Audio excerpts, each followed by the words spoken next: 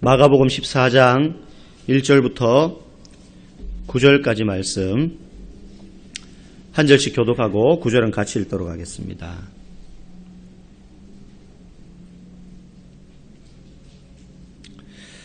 이틀이 지나면 유월절과 무교절이라 대제사장들과 서기관들이 예수를 흉계로 잡아 죽일 방도를 구하며 예수께서 베다니 나병 환자 시몬의 집에서 식사하실 때에 한 여자가 매우 값진 향유 곧 순전한 나드 한 옥합을 가지고 와서 그 옥합을 깨뜨려 예수의 머리에 부으니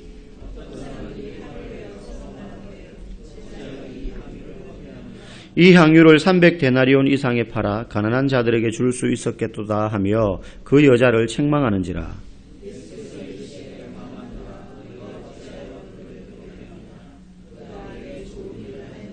가난한 자들은 항상 너희와 함께 있으니 아무 때라도 원하는 대로 도울 수 있거니와 나는 너희와 항상 함께 있지 아니하리라.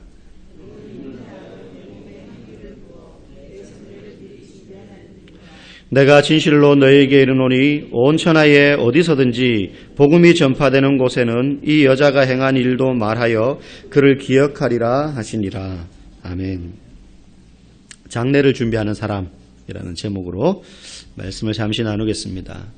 철은 성질상 산소를 만나면 녹슬게 되어 있습니다. 부식하죠. 그래서 배를 만들 때 하는 중요한 작업 중에 하나가 배 밑창을 녹슬지 않게 하는 작업입니다. 계속해서 물에 잠겨있기 때문에 부식이 쉽게 되기 때문입니다. 그래서 방법 중에 이런 방법이 있다 그래요. 아연을 그 위에 덧칠하는 겁니다. 아연을 덧칠하면 어떻게 되느냐. 아연은 철보다 더 빨리 부식이 된대요. 그래서 아연을 덧칠하면 희한하게도 아연이 부식되면서 철은 부식이 되지 않는다 그래요. 그래서 이걸 희생양극법이라고 말한다고 합니다. 더 빨리 부식되는 걸 가지고 덜 부식되는 것의 부식을 막는 거죠. 그 결과 이제 그 배는 계속해서 그 역할을 감당하면서 항해를 할 수 있는 것이죠.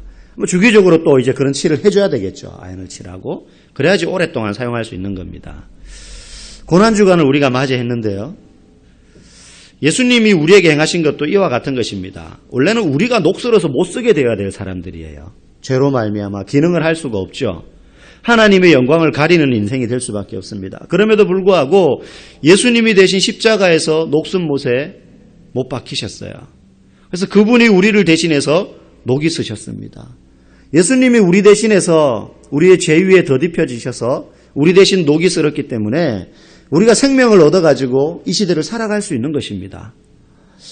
저는 고난주간 이렇게 되면 이렇게 쭉 깔아앉는 분들이 있어요. 예수님의 고난을 묵상하니까 슬프잖아요.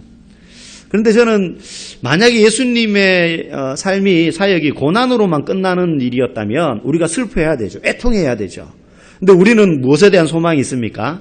이 고난주간의 하루하루가 지나고 나면 부활의 날이 있음을 우리는 알고 있습니다.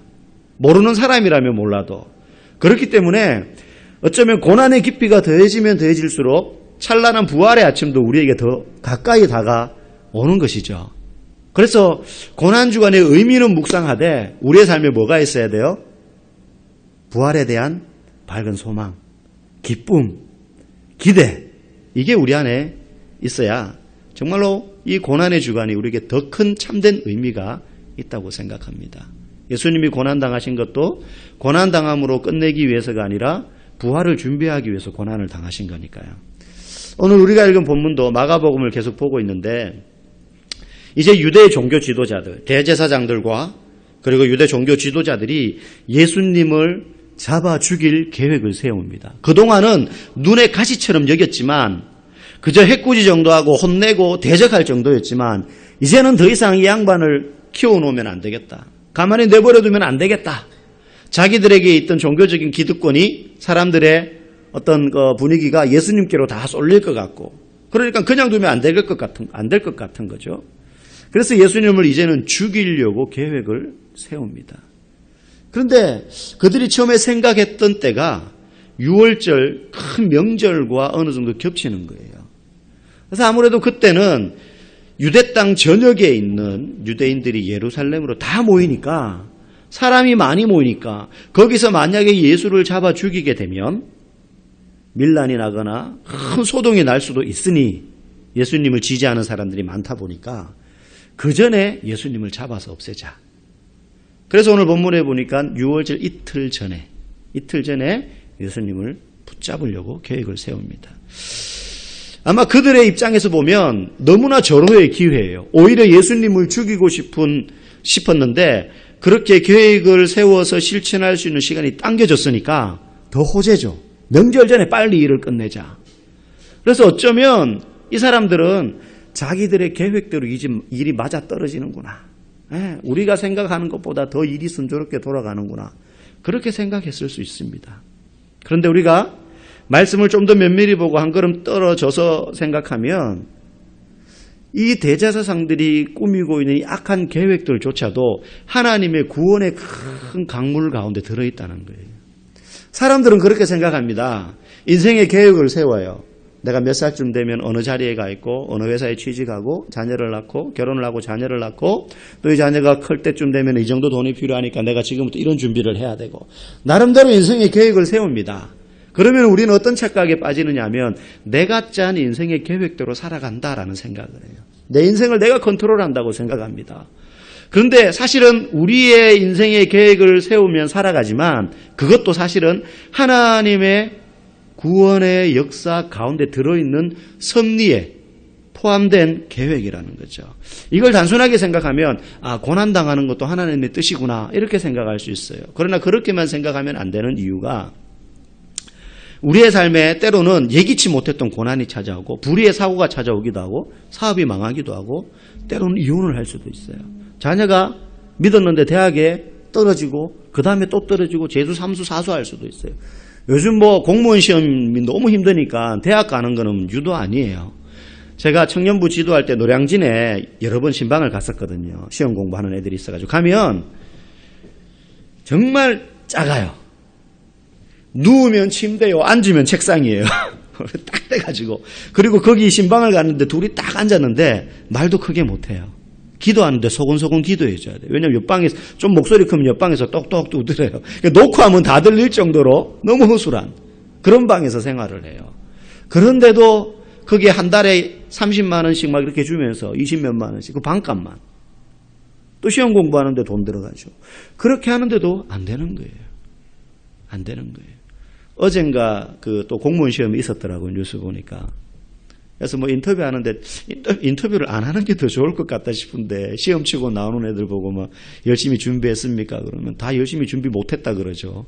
열심히 준비한다고 되는 게 아니니까. 너무 힘든 시대 아닙니까?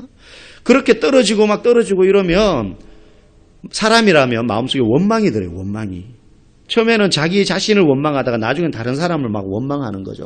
그렇게 원망하다가 보면 하나님도 원망하게 돼요. 하나님, 내 인생의 계획은 이게 아니었는데요. 왜 내게 이런 일이 생깁니까? 그러나 이때 우리가 이 본문을 묵상하는 것처럼 우리의 인생을 관조해 본다면 내가 지금 당하는 이 고난도 어디에 있어요? 하나님의 크신 구원의 계획 안에 포함되어 있는 하나의 지나가는 부분이라는 거예요.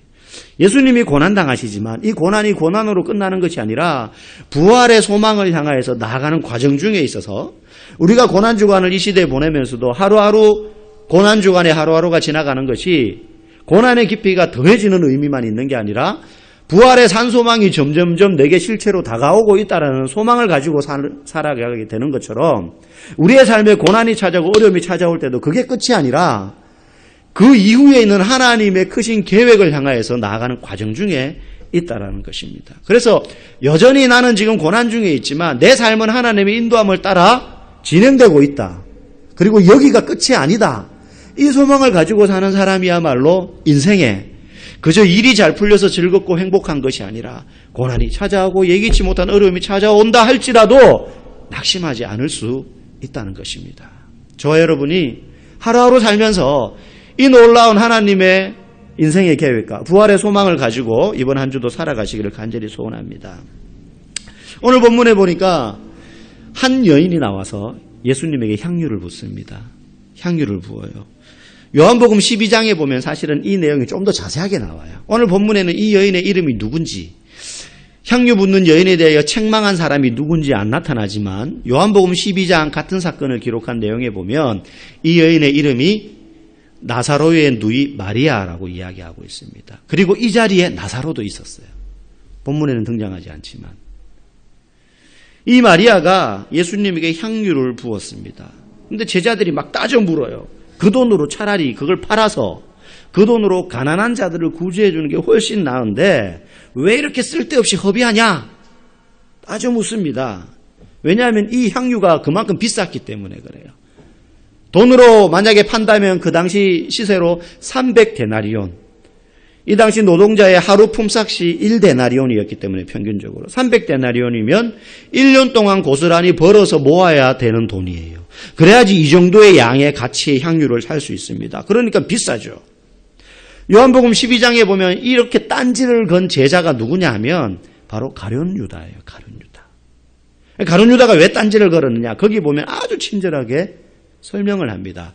가룟 유다는 돈괴를 맡은 사람이라. 그가 가만히 그 돈을 훔치고자 하는 마음이 있어서 그랬다는 거예요. 예수님 일행의 이 가룟 유다는 재정 담당이었어요. 회계였어요. 그래서 누가 헌금을 하거나 좀 후원을 하면 그걸 관리하는 거예요, 이제. 아마 모르긴 몰라도 그전에도 몇 번 이렇게 슬쩍슬쩍 했던 전력이 있었겠죠. 그러니까 그런 마음을 품었겠죠. 그래서 가룟 유다의 생각에는 이걸 팔면 이 여인이 우리한테 헌금이라도 할 텐데 그러면 이걸 가지고 말은 가난한 자들 나눠주는 게 더 좋지 않냐라고 말했지만 마음 한구석엔 이 정도 큰 돈이면 그중에서 내가 좀 이렇게 슬쩍 해도 표시 안 나겠지. 아마 이렇게 생각했을 거예요. 그런 의도로 이야기를 했습니다. 어떤 분들은요.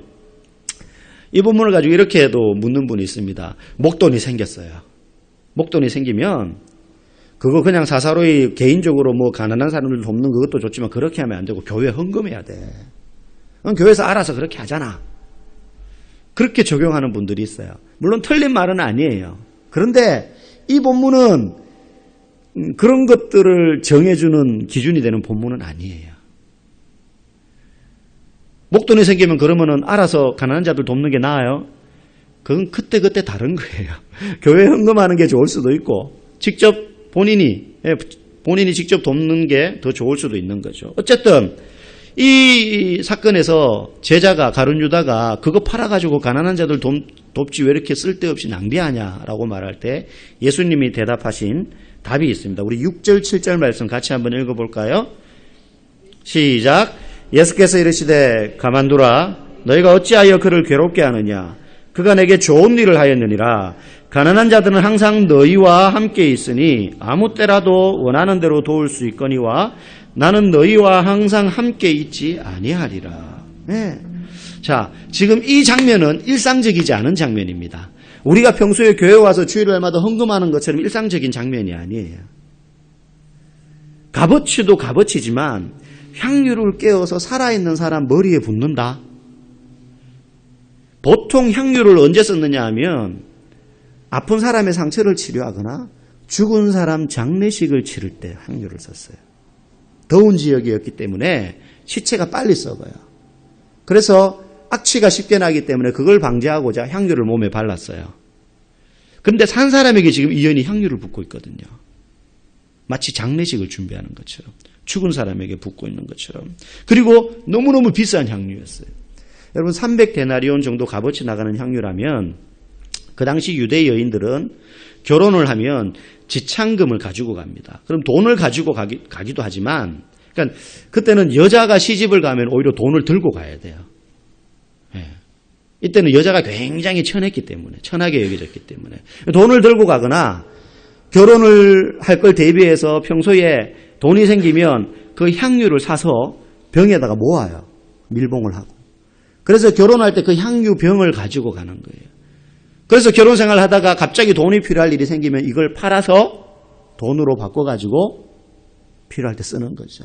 그러니까 굉장히 중요한, 어쩌면 마리아가 몇 년을 모았을지도 모를 귀한 향유였습니다. 근데 이걸 지금 단번에 쓰는 거예요. 한 방에 그냥 예수님한테 다 붓는 겁니다. 문제는 무엇 때문에 이 향유를 쓰는가 하는 거예요. 왜 예수님이 이 여인을 오히려 칭찬했나? 지금 좋은 일 한다고 말했잖아요. 이유가 있어요. 8절에 보면 예수님이 이렇게 말합니다. 그는 힘을 다하여 내 몸에 향유를 부어 내 장례를 미리 준비하였다. 자, 여기서 우리가 알 수 있는 게 뭐냐면 이 여인은 제자들도 아직까지 생각하지 못하고 있는 예수님의 죽으심을 생각한 거예요. 예수님이 이제 곧 이틀 뒤에 붙잡혀서 십자가에 그 다음날 못 박혀 죽으시거든요. 재판받고. 물론 불법적인 재판이지만 제자들조차 아직까지 그걸 인식 못하고 있어요. 예수님이 여러 번 자신의 순환과 십자가 죽음에 대한 이야기를 하셨음에도 불구하고 현실과 동떨어진 사건이라고 생각을 했는데 마리아는 예수님이 돌아가실 것에 대해서 예측을 했던 것 같아요. 그런데 마리아의 이 행동은 단순히 죽으심을 준비하는 장례만이 아니었어요. 장례를 준비하는 행동만이 아니었어요. 마리아는 죽으심으로 끝날 것이 아니라 그 이후에 죽음 이후에 또 다른 사건이 있을 것임을 마리아는 직감했어요. 그걸 어떻게 알 수 있느냐? 앞에 보면 이 마리아의 동생인 나사로가 죽습니다. 예수님이 죽고 난 다음에 며칠이 지나서 찾아갑니다. 이미 썩어서 냄새가 나요. 그때 예수님이 어떻게 하십니까? 나사로를 부활시킵니다. 부활시키기 전에 예수님이 이 마리아에게 이렇게 이야기하셔요. 요한복음 11장에 보면 나는 부활이요 생명이니 나를 믿는 자는 죽어도 살겠고 살아서 나를 믿는 자는 영원히 죽지 아니하리니 마리아에게 콕 찍어서 묻는 거예요. 이것을 네가 믿느냐? 믿느냐? 앞에 마리아가 왜 이제 오셨어요? 막 그랬거든요. 일찍 오셨더라면 병에서 고쳤을 텐데 이미 죽고 난 다음에 오시면 어떡해요? 그때 예수님이 나는 부활이요 생명이다. 나를 믿는 자는 영원히 죽지 않을 것을 네가 믿느냐? 그때 그 말씀 앞에 마리아가 이렇게 대답을 해요. 주님 그러하외다. 주는 그리스도시요 구원자시요 세상에 오시는 하나님의 아들이신 줄 내가 믿나이다. 저는 이 마리아의 고백이 베드로의 고백보다 더 귀한 고백이라고 생각을 해요. 베드로는 3년 동안 예수님을 따라다녔잖아요. 마리아는 그런 사람 아니었거든요. 그래서 마리아가 지금 예수님에게 향유를 붓는 행동은 단순히 예수님 이제 곧 죽으실 텐데 내가 향유라도 부어드려야지 그런 정도의 의미가 아니고 마리아 마음속에는 예수님이 죽음으로 끝나는 것이 아니라 그 이후에 부활의 사건이 있을 것임을 마음으로 예측하고 믿고 있었다는 것입니다. 그래서 마리아의 이 향유 붓는 장례 준비처럼 보이는 이 모습은 부활로 나아가는 과정 중에 하나예요. 우리가 고난주간에 하루하루가 모여 부활의 소망에 이르듯이 여러분 만약에 예수님의 사역이 죽음으로만 끝난다면 향유 붓는 게 의미 없죠. 진짜 낭비하는 거죠. 어차피 돌아가실 건데 그거 가지고 팔아서 가난한 자들 돕는 게 훨씬 나을 수 있습니다. 가룟 유다 말대로. 그런데 예수님의 부활을 믿는다면 얘기는 달라져요. 그때부터 이 향유는 죽음을 예비하는 기름, 장례를 준비하는 기름, 그리고 애통하는 기름, 슬픔의 기름이 아니라 부활의 산 소망의 기름이고 죽음으로부터 승리하는 기름이 되는 것입니다. 여러분, 부활에 대한 소망이 있기 때문에 가장 귀한 걸 드릴 수 있는 거예요. 예수님 죽는 걸로 끝난다면 아까운 거죠. 그런데 예수님이 다시 사실 거란 말이에요. 그렇기 때문에 전혀 아깝지 않은 거예요. 여러분, 부모가 부자인데 애가 완전히 돌머리야. 돌머리일 뿐만 아니라 공부에 관심이 없어요. 머리가 나쁜 애들은 보통 공부에 관심이 없어요. 그러면 학교에서 선생님이 이제 고3이 됐는데 아버지 어머니 얘는 도저히 공부는 가망이 없습니다. 제 아내도 이제 교편을 잡아봤지만 선생님들이 웬만하면 그런 얘기 안 하거든요. 진짜 가망 없어 보여도 그래도 어머니 한번 좀 믿어보시죠. 뭐 이렇게 이야기를 해줘요. 근데 어지간하면 이제 그런 얘기 안 하는데 얘는 도저히 안 됩니다. 만약에 이렇게 말을 했어요. 좋은 가외 선생을 붙이고 학원 보내고 막 했는데도 애가 도무지 공부는 진전이 없어요.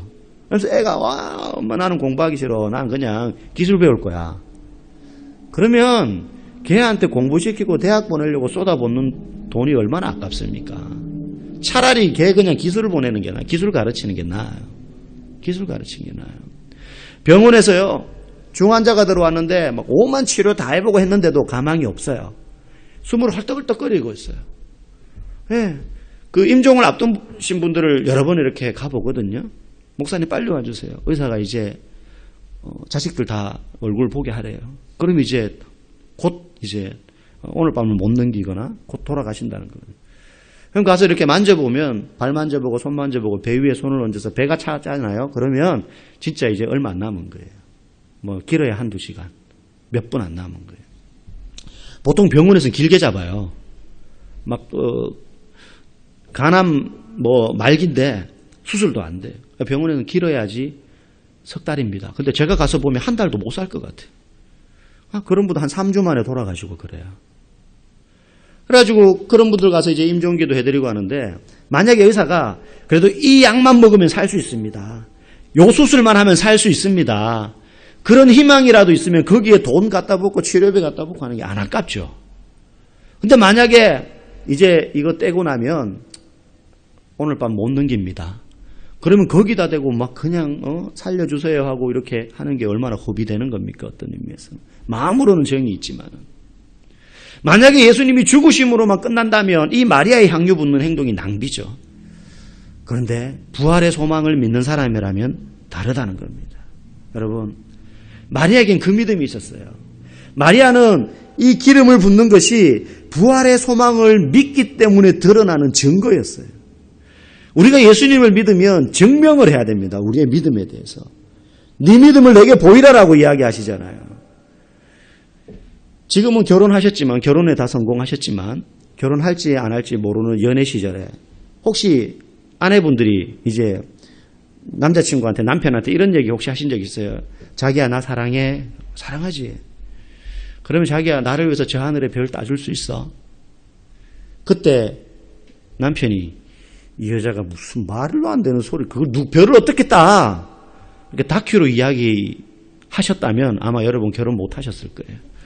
그때는 SF로 대답해야 됩니다. 알았어. 잠깐만 기다려. 내가 푹 날아가서 금방 따줄게.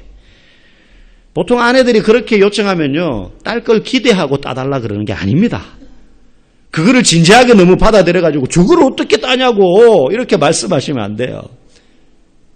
그거는 당신이 나를 사랑한다면 따는 신용이라도 해줄 수 있을 걸 기대하고 묻는 거예요. 따는 신용이라도 해야 여자가 속으로, 아, 이 사람이 나를 진짜 사랑하는구나, 나를 위해서 이거보다 더한 것도 해줄 수 있겠구나, 신뢰를 가지는 거죠. 우리가 예수님을 사랑한다면, 예수님을 믿는다면 어디까지 믿는 거예요? 예수님이 나를 위해서 십자가에 달려 죽으셨다 이것만 믿는 게 아니고, 나도 예수님처럼 영적으로 육체적으로 온전한 마음으로 가장 영화로운 모습으로 언젠가 다시 부활할 것까지 믿는 거예요. 그러면 그 믿음이 있으면 어떻게 보여야 됩니까? 예수님은 우리에게 요구합니다. 너 나 따라다니며 구경꾼이 될래? 제자가 될래? 여러분, 구경꾼은 믿는 게 아닙니다. 제자가 믿는 거죠. 그래서 제자는 어떤 사람이에요? 군중은 와서 환호하고 끝나지만 제자는 와서 같이 죽는 사람입니다. 죽는 사람이에요. 예수님 우리에게 말씀하세요. 네가 나를 믿는다면 나를 위해서 뭘 꺼내놓을 수 있겠냐? 뭘 꺼내놓을 수 있겠냐? 그때 제 안에 예수님보다 더 가치 있는 것은 없습니다 라고 고백하는 것이 말로만이 아니라 우리의 삶에 증명되어져야 된다는 거예요. 여러분, 하나님이 아브라함에게 엄청난 약속을 하셨습니다. 너의 씨로 난 자녀를 통해서 큰 민족을 이루게 하겠다. 한 나라를 이루게 하겠다. 그리고는 100세의 아들 이삭을 줬습니다. 그런데 여러분, 그러면 아브라함에게 이 이삭이 얼마나 귀하겠어요? 늦둥이를 낳아보신 분, 늦둥이를 낳아보신 분이나 아니면 자녀가 여러 명이어서 막내를 보는 부모의 마음, 조금 이해가 가요. 저희 집에도 지금 막내가 이제 7살이잖아요. 오늘 아침에 주일 아침부터 엄마한테 한 대 맞았어요. 아침에 제가 씻고 이제 교회 가려고 나오니까 애가 입이 쭉쭉 나와 있는 거예요. 조한이 왜 그래? 그러니까는 아무 말 안 하는 거예요. 그래서 조한이 왜 그래? 하고 머리 쓰다듬어 주니까 기분 나쁘다는 듯이 막 손을 치는 거예요. 그러니까 아내가 이야기하는데 거짓말해서 한 대 맞았다는 거예요. 유치원 가더니면 거짓말 배워왔다고. 제가 볼 땐 유치원에서 배운 게 아니고 누나들한테 배운 게 아닐까 싶은 의심이 가는데 한 대 맞았어요.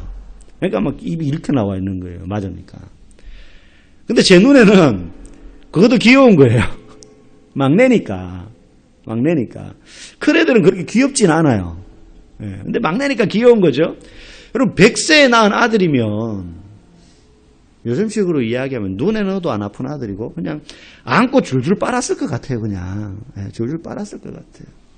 제가 우리 큰애 보고도 지금 이제 중학생이잖아요. 막 막내 귀여워하면 아빠는 막내만 귀여워한다고. 야, 너 기억이 안 나지만 너도 어릴 때 아빠가 안고 줄줄 빨았어. 그러면 더러워 막 이렇게 이야기를 하는데 막 귀엽죠. 그럼 아브라함이 이삭을 볼 때 어땠겠습니까? 천하 없는 아들이 천하 없는. 그런데 하나님이 아브라함에게 뭘 요구했습니까? 그 아들 나한테 바쳐라. 만약에 아브라함에게 재산이 가장 귀했다면 하나님 재산을 요구했을 거예요. 아내 사라가 가장 귀한 존재였으면 사라를 요구했을 거예요. 왜 그렇습니까? 이 귀한 아들, 내가 너 이 아들 정말 귀하게 여기는 거 아는데 이 아들보다 너 나를 더 사랑하냐? 아브라함 평소에 이야기했겠죠. 사랑합니다. 그러면 증명해라는 거죠. 우리는 신앙생활을 하면서요. 하나님이 우리에게 주신 것을 하나님보다 더 사랑할 때가 있어요. 아내들 중에요. 남편보다 남편이 벌어오는 것들을 더 사랑할 수 있어요. 그래서 어떤 집에서 남편을요. 돈 버는 기계처럼 여겨요. 놀지 말고 나가서 돈 벌어오라고. 한 푼이라도 더 벌어오라고. 그래야지 자식들 공부시키고 할 거 아니냐고. 남편이 더 귀중한 겁니다. 여러분 자식이 더 귀중하지 자식이 공부 잘하는 게 더 중요한 게 아니. 너 위해서 공부하라 그러지 뭐 엄마 아빠 좋으라고 공부하라 그러냐? 그렇게 말하는데 속에 한 구석에 너가 좀 공부 잘해가지고 나도 덕 좀 보자. 이게 있는 거예요. 우리는 하나님이 이 땅에서 우리가 먹고 살고 하나님 나라를 위해서 사용하라고 주신 많은 축복들이 있는데 이걸 하나님보다 더 좋게 여기는 경우가 있어요. 그래서 기도하다가 하나님한테 원했던 것이 응답이 안 되면 하나님도 버리는 거예요. 교회가 여기만 있어? 다른 교회 갈 거야. 아니면 이번에 불교로 갈아타볼까? 그저 하나님도 그저 그런 정도. 그래서 하나님이 귀한 게 아니고 하나님으로부터 오는 것들이 내게 더 중요한. 그게 뭐예요? 우상입니다. 자녀도 하나님 주신 선물이라고 고백하지만 자녀가 하나님보다 내게 더 중요해지면 그 자녀가 우상인 거죠. 물질이, 명예가, 성공과 사업과 인기가 얼마든지 그 자리에 갈 수 있는 것입니다. 그래서 하나님이 아브라함에게 이삭을 요구하신 거예요. 이삭을 요구하신 거예요. 결론입니다. 마리아는 예수님의 장례를 준비했지만 그것은 나아가서 부활의 소망을 준비하는 과정이었습니다. 우리가 이 땅을 사는 동안에도 예수님을 위해서 가장 귀한 것을 드릴 수 있어야 됩니다. 왜? 예수님을 사랑한다면. 그것은 우리의 삶이 이 땅에서 사는 것으로 죽음으로 끝나는 것이 아니라 영원한 생명의 부활로 이어질 것을 소망하는 사람의 모습입니다. 저와 여러분이 이번 한 주도 고난주간을 지내면서 금식하시는 분도 있을 것이고 또 특별히 절제하면서 사실 분들 있을 겁니다. 그것보다 우리 마음 중심에 이 하루하루가 부활의 산 소망을 기대하며 사는 고난주간이 되기를 간절히 바랍니다. 그리고 우리의 삶에서 예수님 사랑합니다. 그 증거가 증명되어지고 드러나는 저와 여러분들 되기를 간절히 기대하고 축복하고